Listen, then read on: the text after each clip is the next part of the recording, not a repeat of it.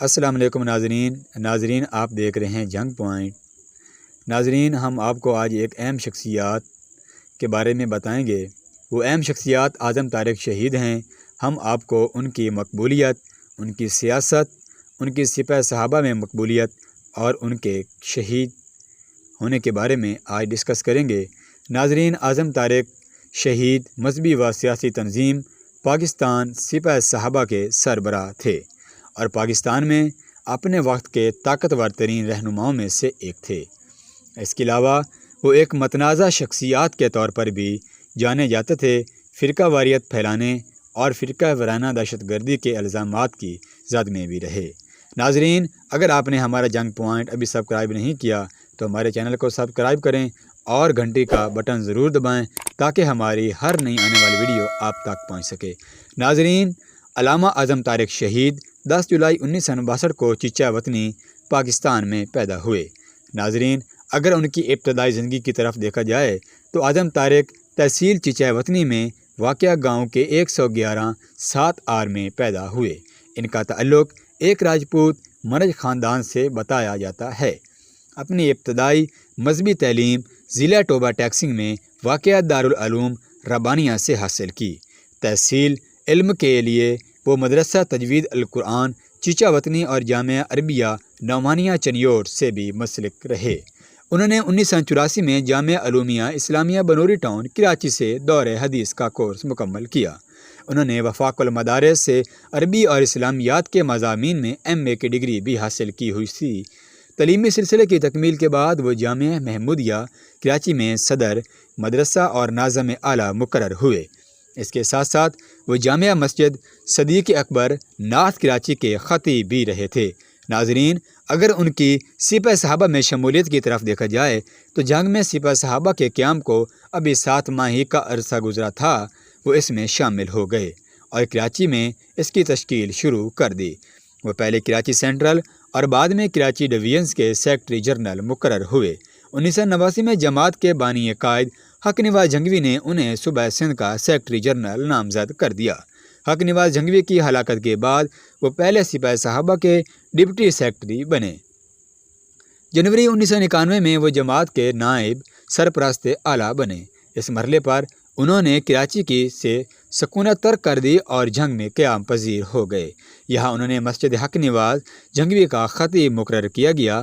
ملکی سیاست میں ان کا نام اس وقت منظر عام پر آیا جب انہوں نے سپہ صحابہ کے پلیٹ فارم سے جنگ شہر کی قومی اسمبلی کی سیٹ جیتی۔ اسرار القاسمی کے قتل کی وجہ سے ہونے والے ضمنی انتخابات میں انہوں نے سپہ صحابہ کے روایتی حریف شیخ خاندان سے تعلق رکھنے والے شیخ یوسف کو شکست دی۔ ناظرین اگر ان کی سپہ صحابہ کی سرپرستی کی طرف دیکھا جائے تو جنوری 1996 میں لاہور کے سیشن کورٹ میں ہونے والے بم دھماکے میں سپہ صحابہ کے قائد ضیاء الرحمن فاروقی کی ہلاکت کے بعد وہ سپہ صحابہ کے سرپرست اعلیٰ بن گئے۔ انہوں نے گجرانوالہ کے SSP اشرف مارت کے قتل کے مقدمے میں گرفتار کیا گیا اور کچھ عرصہ جیل میں گزارا۔ 1997 میں ہونے والے عام انتخابات میں وہ قومی اسمبلی کی سیٹ تو نواب امان اللہ سیال کے ہاتھوں ہار گئے تھے، لیکن وہ صوبائی اسمبلی کی نشست صرف چند ووٹوں کے فرق سے جیتنے میں کامیاب رہے تھے۔ صوبائی اسمبلی کی نشست پر ان کا مقابلہ ڈاکٹر ابو الحسن انصاری سے تھا۔ گزشتہ انتخابات کے موقع پر وہ میاں والی جیل میں بند تھے، لیکن اس کے باوجود وہ جنگ شہر پر مشتمل سپہ صحابہ کی قومی اسمبلی کی روایتی نشست جیتنے میں کامیاب رہے۔ جنگ سے MNA منتخب ہونے کے چند ماہ بعد ان کو عدالت نے رہا کرنے کا حکم جاری کیا۔ رہائی کے بعد انہوں نے ایک نئی جماعت ملت اسلامیہ کی بنیاد رکھی۔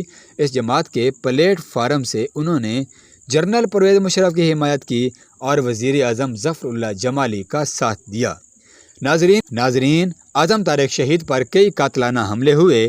پہلا حملہ ضلع سرگودا کی تحصیل شاہپور میں اس وقت ہوا جب وہ قومی اسمبلی کے اجلاس میں شرکت کے لیے اسلام آباد جا رہے تھے۔